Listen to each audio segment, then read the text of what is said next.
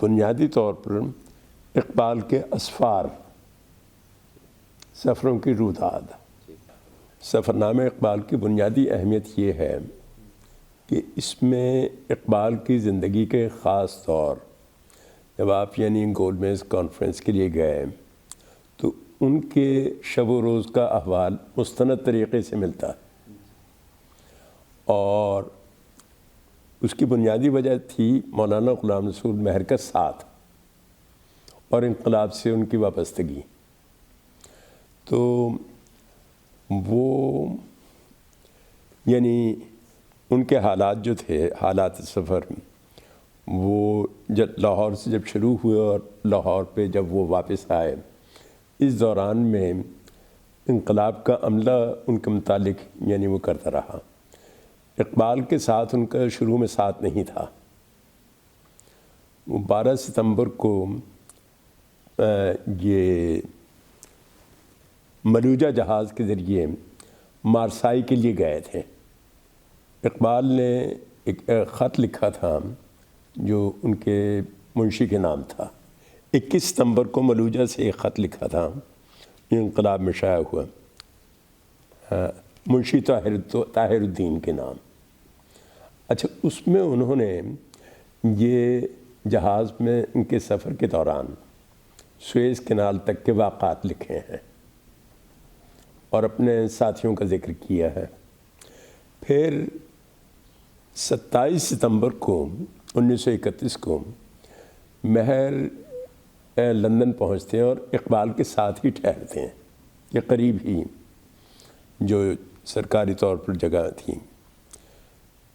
اور اس کے بعد جو مختلف افراد سے ان کا ملاقات ہوئی یا جن علمی سوسائٹیز سے انہوں نے خطاب کیا، اس کی تمام تر تفصیلات مل گئی تھیں وہ۔ اچھا، اور پھر اس سفر میں اقبال اور مہر کا جو ساتھ ہے وہ لندن میں قیام، لندن کے بعد پھر اٹلی کا سفر، اٹلی کے بعد مصر وہ گئے 5 دن کے لیے، وہاں پر جو کچھ ان کے جن لوگوں سے روابط ہوئے وہ، اور آخر میں فلسطین میں بیت المقدس میں ایک کانفرنس ہو رہی تھی مؤتمر اسلامی کی، اس میں اقبال، مہر، شوکت علی وغیرہ شامل ہوئے، مولانا شفیع داؤدی، اور پھر یہ یعنی بذریعہ بحری جہاز پلسنہ کے ذریعے دسمبر میں یہاں آتے ہیں، بمبئی واپس آئے۔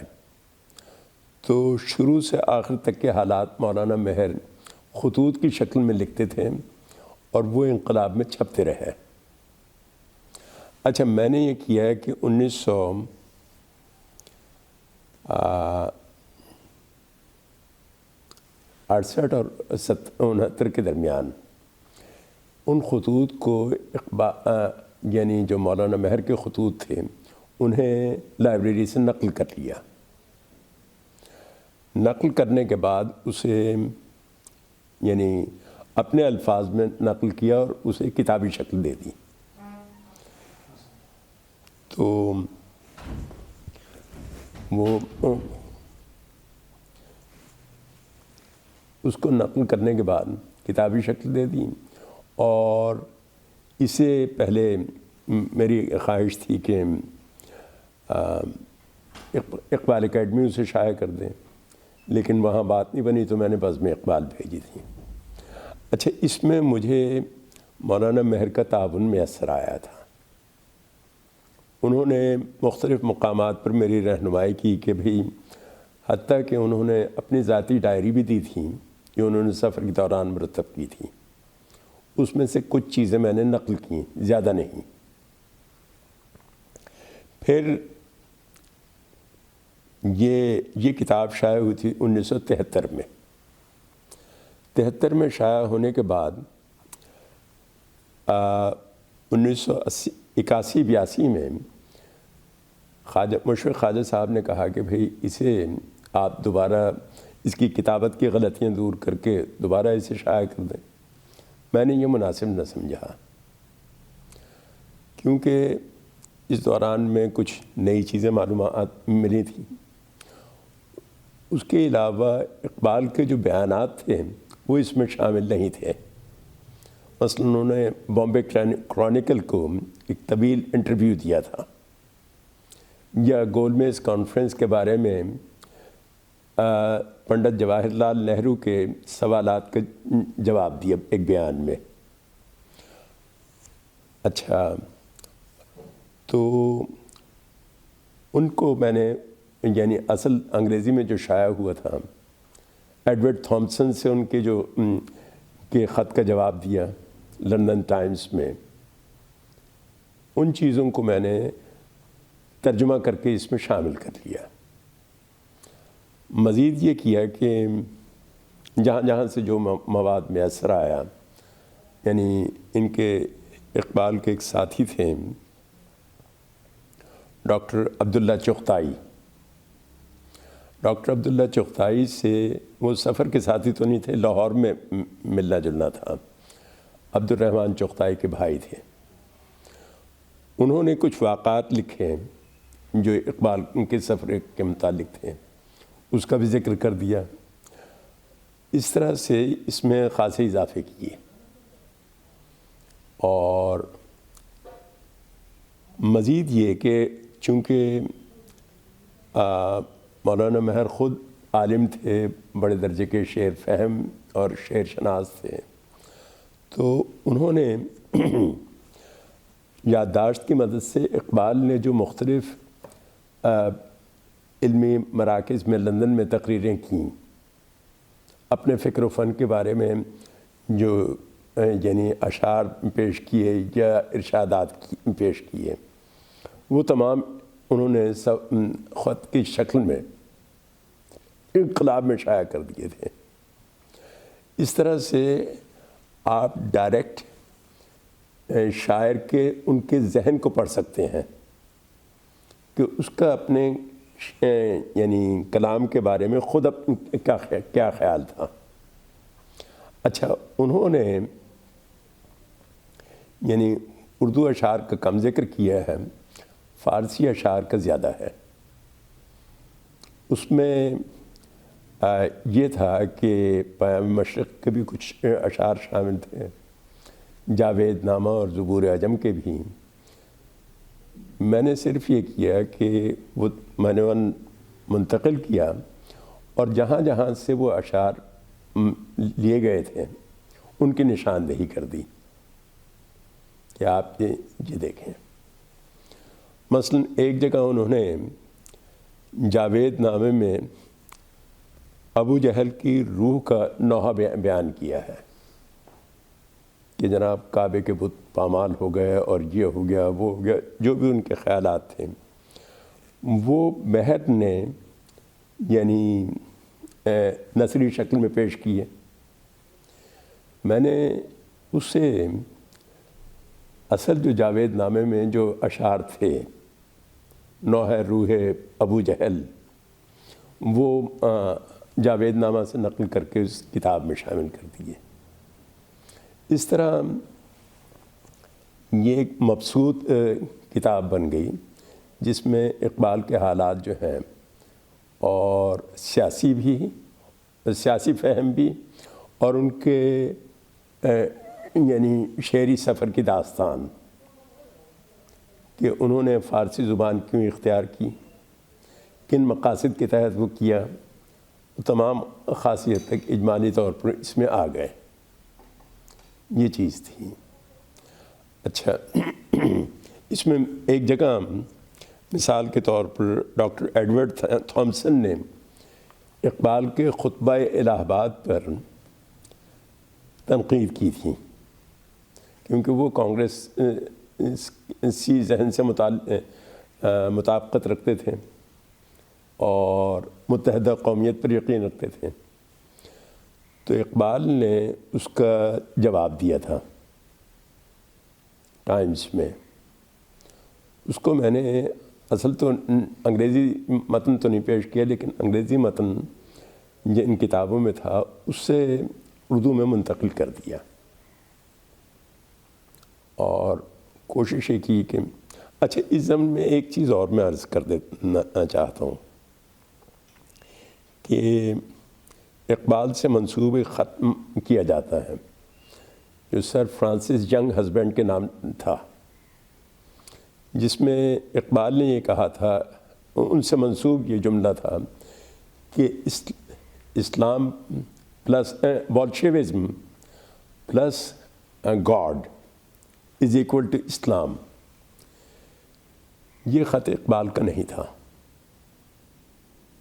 اس کا اقبال سے کوئی تعلق اس اعتبار سے نہیں بنتا کہ ان کا تحریر کردہ نہیں ہے۔ یہ خط ان کے بیٹے آفتاب اقبال نے لکھا تھا، کیونکہ یہ ایک نہایت محمد سی چیز تھی کہ بولشیوزم میں یعنی اسلام خدا کے تصور شامل کر دیا جائے تو وہ اسلام ہو جائے گا۔ یہ ان کا خیال نہیں تھا، یہ آفتاب اقبال کا تھا، اور اس کی نشاندہی انقلاب میں کی گئی تھی۔ جو بامبے کرونیکل کا جو انٹرویو تھا اقبال کا، وہ انقلاب میں چھپا، اور اس میں یہ کہا تھا کہ آفتاب اقبال صاحب کا تحریر کردہ خط کا حوالہ دیا تھا۔ میں اس زمن میں آفتاب اقبال صاحب سے ملا تھا اور ان سے بات کی تو انہوں نے کہا کہ یہ خط میں نے لکھا تھا اور ابا جی سے دستخط کروا لیے تھے، اس وجہ سے یہ ان سے منسوب ہو گیا۔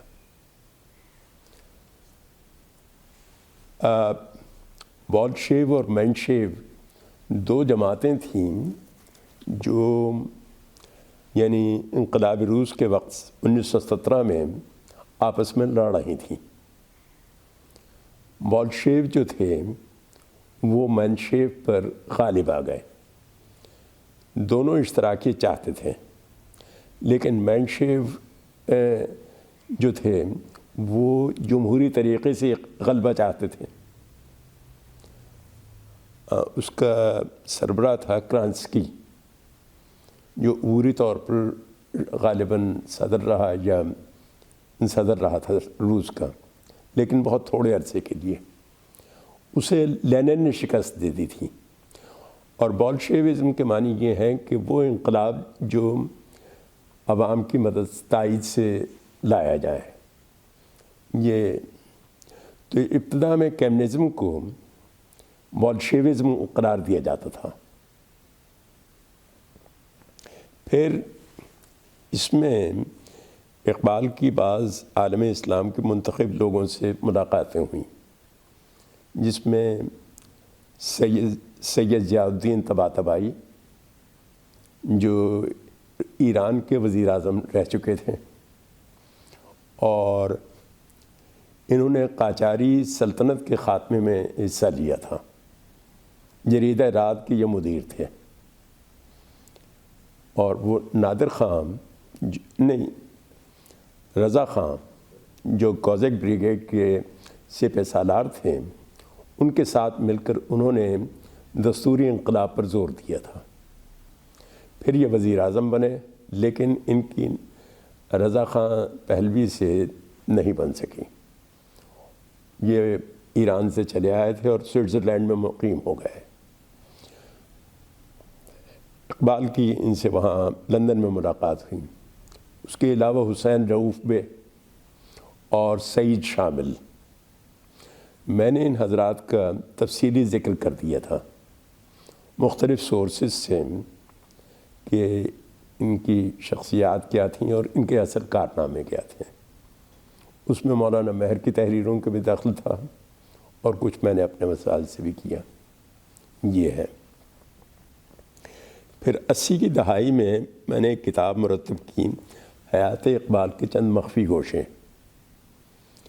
یہ اقبال کے یعنی انقلاب میں جو اپریل 1927 میں انقلاب کا اجرا ہوا ہے، 2 اپریل 1927 کو، اور یہ اخبار 17 اکتوبر 1949 تک جاری رہا۔ لیکن اس کا صرف وہ حصہ میں نے منتخب کیا جو اپریل 1927 سے اپریل 1938 تک تھا، یعنی اقبال کی زندگی تک جو مواد اس میں چھپتا رہا انقلاب سے متعلق، وہ اقبال کی نظر سے گزرتا تھا۔ اچھا، اس کی تائید اس طرح سے ہوئی کہ جیسے 1935 میں یہ اقبال نے غالب کے 100 سالہ برسی میں شرکت کی بھوپال میں، پانی پت میں۔ اس موقع پہ نواب بھوپال کے متعلق کچھ اشعار اقبال نے فارسی میں کہے، وہ انقلاب میں درج ہوئے اور اس میں کہیں کتابت کی غلطیاں پائی گئیں، تو اقبال نے خط لکھ کر عبد المجید سالک صاحب کو خط لکھا اور ان غلطیوں کی نشاندہی کی تھی۔ اچھا، عبد المجید سالک کے افکار و حوادث میں اقبال کا ذکر آیا ہے، جو مختلف محفلیں تھیں یا ان سے وہ ہوتا تھا، اس سلسلے میں اس کا میں نے انتخاب اس میں شامل کر دیا تھا۔ اقبال کی تصانیف پر کے متعلق دو چیزیں تھیں کہ جب بھی کوئی کتاب ان کی شائع ہوتی تو مہر اس پر باقاعدہ تفصیلی مضامین لکھا کرتے تھے۔ سب سے پہلے زبور عجم پہ، اچھا اس کے بعد جاوید نامہ، اس کے بعد پھر یہ تشکیل الہیات اسلامیہ، اس کا دو اعتبار سے انہوں نے جائزہ لیا، یعنی تشکیل جدید الہیات اسلامیہ کے جب یہ لیکچرز ہو رہے تھے مدراس اور علی گڑھ میں، تو ان کی تلخیص اردو زبان میں انقلاب میں شائع ہوتی رہی، وہ اس کتاب میں آ گئے۔ دوسرے، جب یہ کتابی شکل میں آئے لندن سے چھپ کے، غالباً آکسفورڈ یونیورسٹی پریس نے شائع کیا تھا یا کسی نے، تو اس پر مہر نے ایک بڑا طویل مضمون لکھا تھا، وہ اس میں شامل ہوا۔ سب سے جو کارآمد چیز تھی اس طرح سے اقبال کے مزید تصانیف کے بارے میں وہ شائع ہوتی رہی، حتیٰ کہ ان اقبال کی تصانیف کے جو اشتہار تھے نا جی، وہ بھی میں نے اس کتاب میں شامل کر دیے کہ بھئی تاکہ ان کے سن اشاعت کے بارے میں مستند طریقے سے جو معلومات میسر آ سکیں وہ مل جائیں۔ پھر بہت سی ایسی تفصیلات اقبال کی زندگی کی جو عام طور پر لوگوں سے مخفی تھیں، وہ اس میں ہے۔ مثال کے طور پر اقبال کے ہاتھ پر کن لوگوں نے اسلام قبول کیا، یا انہیں اقبال کی زندگی میں کن حضرات نے، کن یونیورسٹیوں نے انہیں اعزازی ڈگریوں سے نوازا، وہ تفصیلات۔ اقبال کی زندگی میں 2 مرتبہ یوم اقبال منائے گئے۔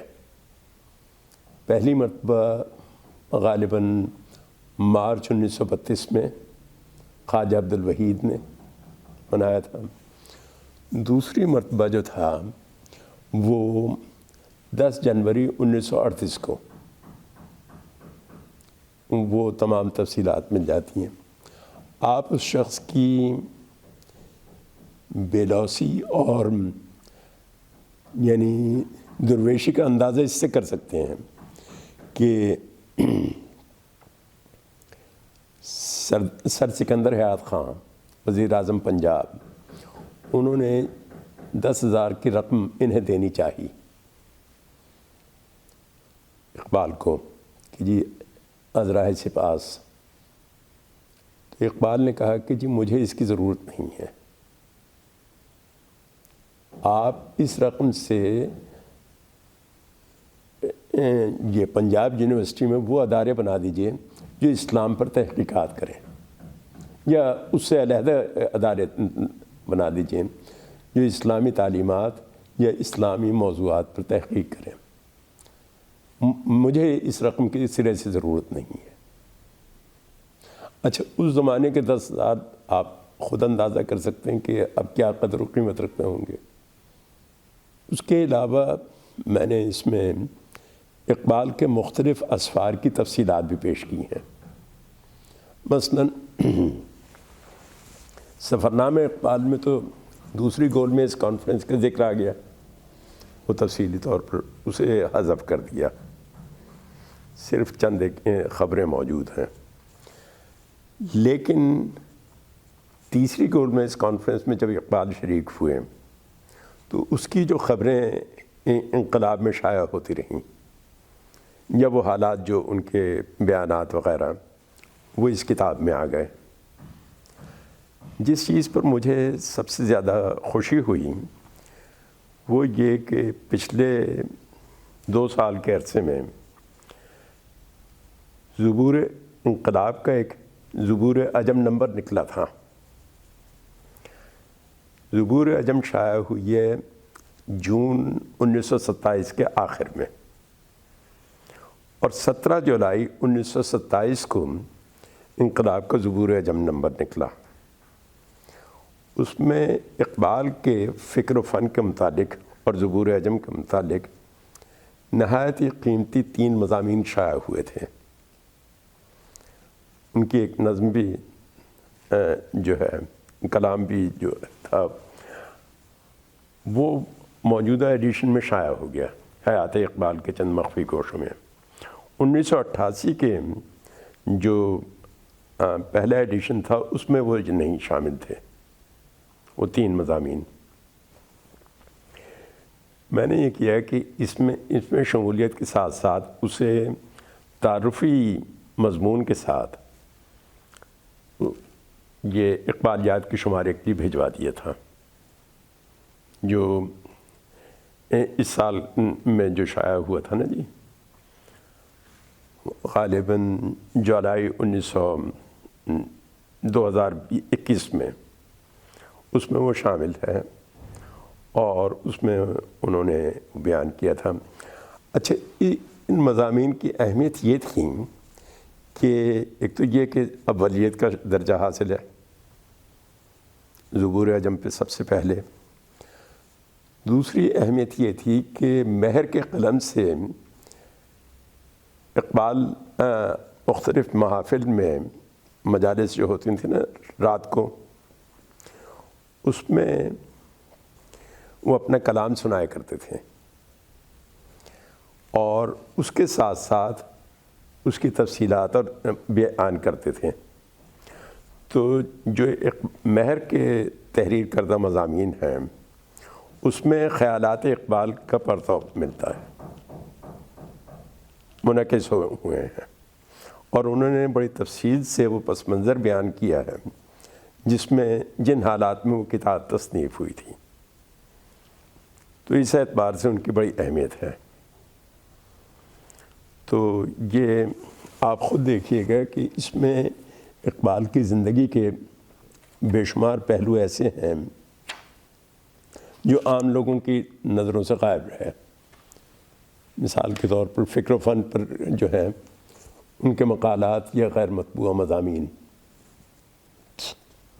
پھر جو اقبال کے وجود سے جن اسلامی یعنی انجمنوں کو فائدہ پہنچا، ان کا تفصیلی ذکر موجود ہے۔ اس میں سب سے اہم جو تھی ادارہ معارف اسلامیہ، اسلامک ریسرچ انسٹیٹیوٹ اور انجمن حمایت اسلام۔ اسفار اقبال میں نہ صرف یہ 1931 کا سفر بلکہ 1932 کا سفر بھی شامل ہے۔ پھر 1933 کی سیر افغانستان، اس کے متعلق خبریں۔ اچھا، 1934 میں اقبال کو دو مقامات سے یہ یعنی پیشکش ہوئی کہ آپ وہاں تشریف لائیں۔ پہلی تو یہ کہ لارڈ لوتھین نے انہیں آکسفورڈ میں لیکچر دینے کی خواہش ظاہر کی، اور اس کا دورانیہ یہ تھا کہ اگست سے اگست سے 2-3 مہینے وہاں جاتے اور وہاں جا کر وہ لیکچر دیتے زمان و مکان کے فلسفے پر۔ اور یہ ایک بہت بڑا اعزاز تھا، روڈ لیکچرز کہلاتے تھے۔ اس کی اہمیت کا آپ اس سے اندازہ کریں کہ اس سے پہلے آئنسٹائن کو انہوں نے مدعو کیا تھا کہ وہ علمی موضوعات پر آکسفورڈ میں لیکچر دیں، لیکن جنوری 1934 میں اقبال کی صحت خراب ہو گئی، آواز بیٹھ گئیں، اور ان پر بیماری کا اس قدر غلبہ ہوا، وہ مرض الموت ہی سمجھیے آپ، کہ انہوں نے وکالت ترک کر دی۔ اچھا، ان کے لیے یہ ممکن نہ رہا کہ وہ روڈس لیکچر میں شرکت کرتے لارڈ لوتھیان کے ایما پر اور اپنے وہ بیان کرتے، لیکن انہوں نے کیا یہ کہ 1-2 مضامین جو تھے فلسفیانہ وہ لاہور سے لکھے اور ان کو روانہ کر دیے۔ ایک تھا از ریلیجن پاسبل، اور دوسرا غالباً اسلام کے تصور زمان و مکان سے متعلق تھا۔ وہ خود وہاں نہیں جا سکے بیماری صحت کی بنا پہ۔ دوسرے انہیں یہ جو اقبال کا رضا شاہ اول تھا، رضا شاہ پہلوی، اس نے اپریل 1934 میں انہیں دعوت دی کہ فردوسی کے 1000 سالہ جشن میں شرکت کے لیے ایران آئیں اور وہاں پر شاہی مہمان کی حیثیت سے شریک ہوں۔ تو اقبال صحت کی خرابی کی وجہ سے اس میں نہیں جا سکے۔ وہ میں نے سفر کی آرزوئے ناتمام کے تحت لکھا ہے، جو اس سے متعلق خبریں۔ پھر اندرون ملک جو سفر کیے انہوں نے، ان کی کہیں وہ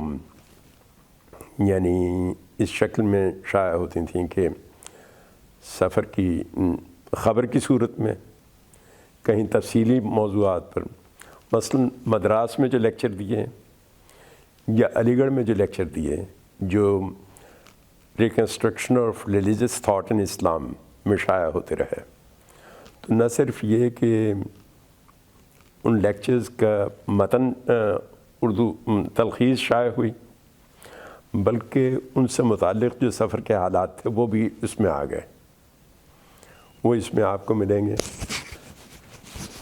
اقبال ایک دفعہ حضرت مجدد رحمۃ اللہ علیہ کے مزار پہ تشریف لے گئے تھے، جاوید اقبال ساتھ تھے، اس کی تفصیل آپ کو اس میں مل جائے گی۔ غرض ایسی بے شمار چیزیں ہیں جو عام طور پر لوگوں کے نظروں سے اوجھل رہیں۔ دوسرا کام یہ کیا کہ ہر جگہ میں نے کوشش کی کہ تفصیلی حواشی لکھ کر اس صورتحال کو زیادہ واضح کیا جائے۔ تو یہ اقبال کے سلسلے میں میری 3 کتابیں ہیں، جس میں پہلی جو تھی وہ سفر نامہ اقبال تھی، دوسری جو اہم ترین کتاب ہے وہ ہے حیات اقبال کے چند مخفی گوشے، اور تیسری تھی اقبال کا سیاسی سفر، جو سیاست سے متعلق۔ یہ حیات اقبال کے چند مخفی گوشے جون 1988 میں پہلی مرتبہ چھپی تھیں، اور یہ ادارہ تحقیقات پاکستان نے شائع کی تھی، جس کے ڈائریکٹر تھے یہ ڈاکٹر شکور احسن۔ اس کے بعد یہ ظاہر ایڈیشن اتنا زیادہ وہ نہیں ہوا، تو 2021 میں نے اس کا دوسرا ایڈیشن شائع کیا ہے، یہاں کراچی کے مقامی ادارے نے شائع کیا، اور اس میں وہ زبور اعظم والے جو انقلاب کا جو نمبر تھا اس کے مضامین اس میں شامل کر دیے۔ باقی جو پہلے ایڈیشن میں کہیں کہیں بعض چیزیں ذرا مجھے غیر متعلق اقبال سے لگیں، انہیں حذف بھی کر دیا تھا۔ سفر نامہ اقبال کی صورت میں تو ایک مبسوط آپ کو وہ مل جائے گا کتابی شکل میں، جس میں اقبال کے شب و روز جو سفر کے دوران تھے گزارے ہوئے 3 مہینے، یعنی ستمبر کی ابتدائی تاریخوں سے لے کر 31 دسمبر 1931 تک کے حالات، اس میں اقبال معتمر اسلامی کی یعنی جو پیش کردہ قراردادیں تھیں وہ حالات وغیرہ وہ تفصیل سے آ گئے،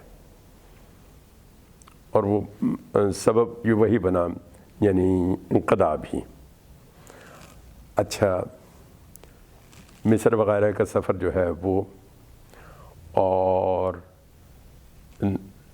لندن اور روم میں جو انہوں نے وقت گزارا، نیپلز میں یا دوسری جگہوں پہ بیرن فون ریکارڈی کے تحت، اس کے تمام جائزہ اس میں مل جاتا ہے۔ جی، باقی یہ جو ہے یہ اس میں یوں سمجھیے کہ 1927 سے لے کر 1938 تک کے حالات اقبال کے زندگی کی ایسی تفصیلات ہیں جو عام لوگوں کی نگاہوں سے اوجھل رہیں۔ مثلاً میں آپ کو ایک مثال دیتا ہوں کہ ان کی زندگی میں یہ خبریں اڑتی رہیں کہ انہیں کن عہدوں پر فائز کیا جانا چاہیے، حالانکہ ان کے اوپر وہ بعد میں یعنی بے بنیاد ثابت ہوئیں۔ مثلاً 30 کی دہائی میں اقبال کو آفر ہوئی کہ کشمیر میں وزارت تعلیمات کا چارج سنبھالے۔ یہ خبر ہندو اخبارات میں بھی شائع ہوئی اور مسلم اخبارات میں بھی، لیکن اقبال نے بوجوہ اس سے انکار کر دیا، کیونکہ وہ پیام مشرق کی اشاعت سے پہلے کشمیر کا دورہ کر چکے تھے، اور کشمیر کے دورے کے دوران انہوں نے مسلمانوں کی زبوں حالی کا بذات خود مشاہدہ کیا۔ پھر ڈوگرا، ہری سنگھ ڈوگرا جیسے کندہ ناتراش اور مسلم دشمن شخص کے تحت وہ ملازمت پر آمادہ نہیں ہوئے، تو اس میں یعنی جو تردید کی تھی اداریے کی صورت میں انقلاب میں، وہ اس میں شامل ہے، اور ایسے بے شمار چیزیں